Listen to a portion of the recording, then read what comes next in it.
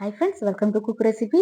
Cabbage soup எப்படி செய்யணும்னு சொல்கிறேன். அதுக்கு வெங்காயம் பொடி பொடியாக நறுக்கிக்குங்க. வெங்காயத்தாள் எடுத்துக்கிட்டிங்கன்னா ரொம்ப நல்லாயிருக்கும். இல்லை சாதாரண வெங்காயம் கூட எடுத்து நறுக்கிக்குங்க.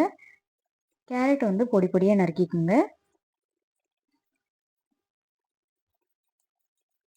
ஒரு ஈஸியான சூப்.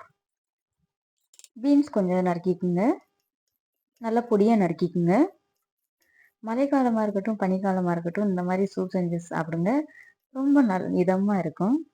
பூண்டு பொடியாக நறுக்கிக்குங்க. இதில் முக்கியமாக ஃப்ளேவர் கொடுக்க போகிறதே பூண்டு தான். பூண்டும் பட்டரும் தான் நல்ல ஃப்ளேவர் கொடுக்கும். இஞ்சியும் நல்லா பொடியாக நறுக்கிக்குங்க. கோஸு சின்ன சின்னதாக நறுக்கிக்குங்க. கோஸ் உங்களுக்கு எப்படி நறுக்குனா நல்லா இருக்குமோ அந்த மாதிரி நறுக்கிக்குங்க. பெருசு பெருசாகவும் நறுக்கிக்கலாம், இல்லை ஸ்லைஸும் பண்ணிக்கலாம். கொத்தமல்லி இலை நறுக்கிக்குங்க. கேஸ் ஆன் பண்ணுங்க. ஒரு கடாய் வைங்க. பட்டர் சேருங்க. நறுக்கி வச்ச வெங்காயம் சேர்த்துக்குங்க.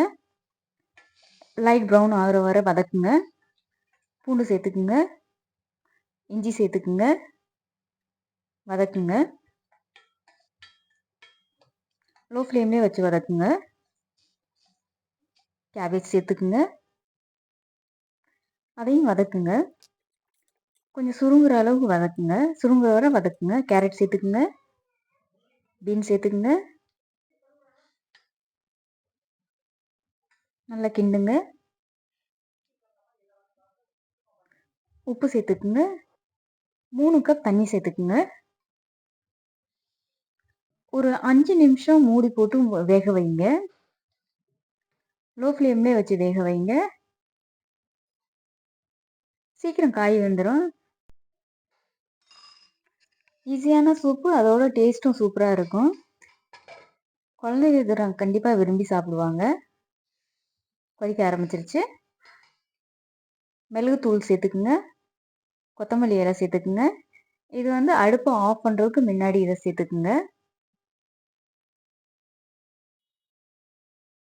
கேஸ் ஆஃப் பண்ணுங்க. அப்படியே சூடாக சர்வ் பண்ணுங்க. ஒரு ஈஸியான கேபேஜ் சூப் ரெடி ஆயிடுச்சு. இந்த ரெசிபி செய்யறதுக்கான இன்க்ரீடியன்ஸ் எண்ட் ஆஃப் த வீடியோவில் கொடுத்துருக்கேன். செக் பண்ணிக்கோங்க. தமிழ்ல இங்கிலீஷ்லையும் கொடுத்துருக்கேன். இந்த ரெசிபி பிடிச்சதுன்னா கண்டிப்பாக லைக் பண்ணுங்க, கமெண்ட் பண்ணுங்க, ஷேர் பண்ணுங்க, கூடவே சப்ஸ்கிரைப் பண்ணிக்கோங்க. மீண்டும் ஒரு ஹெல்தியான, டேஸ்டியான, சிம்பிளான ரெசிபியுடன் அடுத்த வாரம் சந்திப்போம். பாய்.